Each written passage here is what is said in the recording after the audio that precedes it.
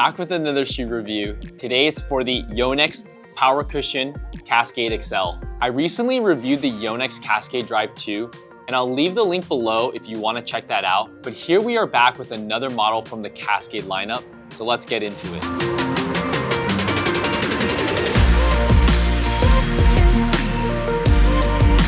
At first glance, to me, these Cascade Accels look most similar to the 65 series. Just the overall silhouette and shape, which will correlate to how they felt to me, and I'll talk a little bit about that later in the video. As far as the technology in these shoes, they're very similar to the Cascade Drives that are a very similar price point. Instead of having the top-notch Power Cushion Plus, they have the standard Power Cushion throughout the midsoles of the shoes. They also don't have the Power Graphite sheet that we've seen embedded in the midsole of the highest end models. The tongue is not fused like some of the other shoes that have the inner booty, and as far as the material, you'll see the double Rochelle mesh and durable skin light throughout.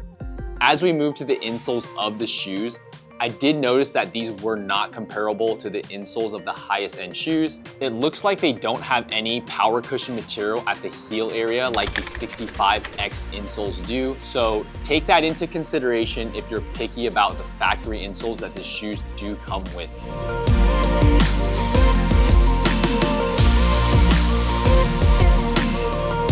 When I first put these on, I knew that they were going to be very similar in weight to the 65s. I couldn't quite pinpoint if they would be closer in weight to the more budget-friendly and lighter 65X3s or the more premium 65Z3s. They for sure did not feel as heavy as the Eclipsions or the Comfort Z3s, and let's just confirm that by throwing them on the scale. As you can see, for my size 9.5 or 27.5 centimeters, they're coming in at just about 330 grams per shoe. That's spot on with about the same weight as the 65Z3s, slightly heavier than the other Cascade series shoe, the Cascade Drive 2s, which are closer to about 310 grams, and also slightly heavier than the 65X3s, which are closer to about 300 grams. Obviously not as heavy as the sturdier Eclipsions or Comfort Z3s.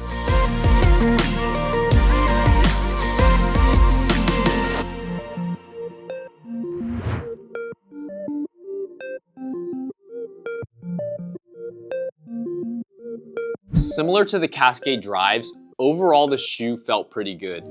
As expected though, if you're coming from wearing the highest end models like the 65Zs, the Eclipsions, or even the Eris Zs, you will feel the difference in that it is missing the Power Cushion Plus. So it won't have the highest rated shock absorption. It just feels a little harder on impact, especially in the heel area. This may also be in large part due to the insoles, which we've seen. You can't compare the insoles of the 65Z3s, for example. They are just thinner and do not have that extra cushioning. For those of you that change out your insoles, again, it's a quick fix and will probably make your experience much better with the shoe. On the other hand, if you're coming from a lower end shoe like the Power Cushion Strider series or the Strider Beat or Strider Flow, then these will definitely feel like an upgrade. I would say these are a great shoe for even advanced and intermediate level players. As far as grip, no issues here at all. The radial blade pattern has been great amongst all of the Yonex shoes, so no difference at all.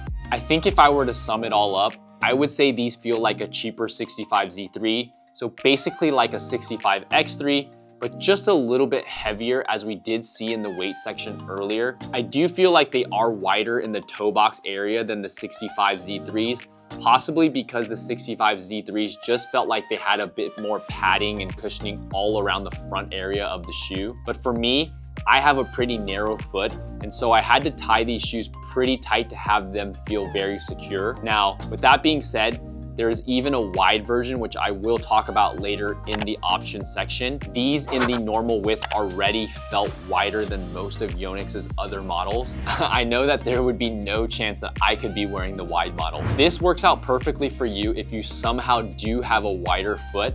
They might just feel better for you.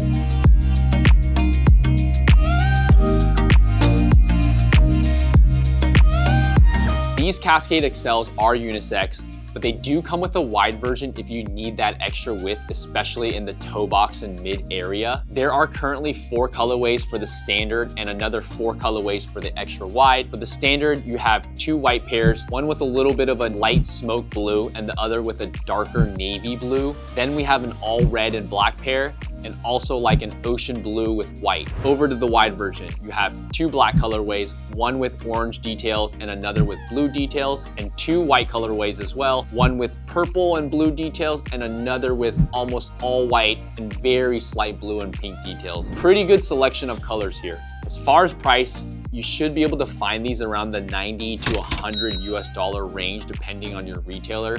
So they are gonna be a little bit cheaper than the Cascade Drive 2s in terms of pricing. Overall, the Cascade Accels are not too heavy, an overall wider shoe, and it seems to be a well-rounded shoe if you don't need the highest end model in the Yonex lineup, or you just don't want to break the bank. They are a very nice complement to the Cascade Drives to complete the 2-shoe lineup in the Cascade series.